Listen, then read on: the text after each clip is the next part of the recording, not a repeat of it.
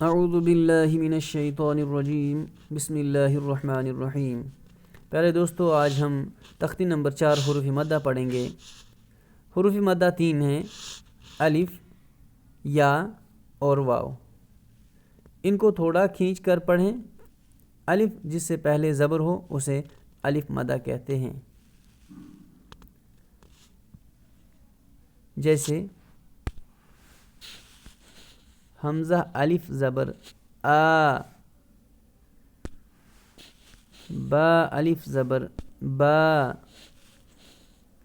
تا الف زبر تا، ثا الف زبر ثا، جیم الف زبر جا، حا الف زبر حا، خا الف زبر خا، دال الف زبر دا، ذال الف زبر ذا، را الف زبر را، زا الف زبر زا۔ یہاں پہ ذا ذا اور یہاں پہ زا، ذا زا، دونوں میں فرق ہے۔ یہ ہے ذا اور یہ ہے زا۔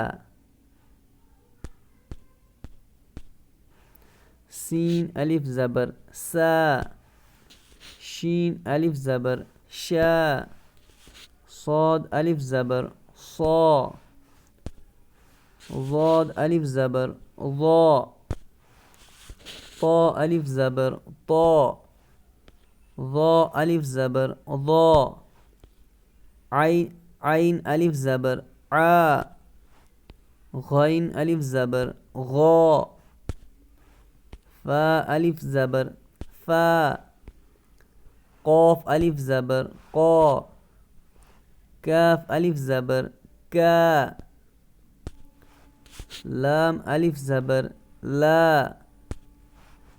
میم الف زبر ما، نون الف زبر نا، واو الف زبر وا، ہا الف زبر ہا، یا الف زبر یا۔ انہی حروف مدہ کی بنیاد پر ہم اب مشق کریں گے، جیسے زال الف زبر زا، دال زبر دا، زاد زاد، خوف تاب، جاهد حاسب، جناح شارب، فراغ فراغ، فا زبر فا، را الف زبر را، غین زبر غ۔ اب ہمیں سمجھ آنے لگا کہ قرآن پاک میں ہم کس طریقے سے حروف کو ملا کر پڑھیں گے۔ پہلے ہم نے مفتوح حروف پڑھے جن پر زبر ہے، اس کے بعد ہم نے مکسورہ حروف پڑھے جن پہ کے نیچے کسرہ ہے، اور اس کے بعد ہم نے ضمہ والے حروف بھی پڑھے۔ اب ہم نے حروف مدہ پڑھے۔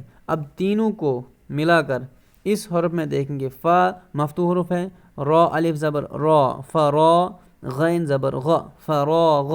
اسی طریقے سے یہاں پہ ہم نے دیکھا، یہاں پہ پیش والے حروف کی مشق تھی، جیم پیش جو، نون الف زبر نا، حا پیش حو، جناح جناح۔ اسی طریقے سے آگے جتنے ہم قواعد پڑھیں گے، جتنے ہم طریقے پڑھیں گے، جو ساتھ ساتھ ہم ملا کر پڑھتے جائیں گے، تو ہمارا قرآن پاک پڑھنا دھیرے دھیرے صحیح ہو جائے گا۔ اب لاسٹ میں ہے خادع خادع، قاتل، صابر، تعال۔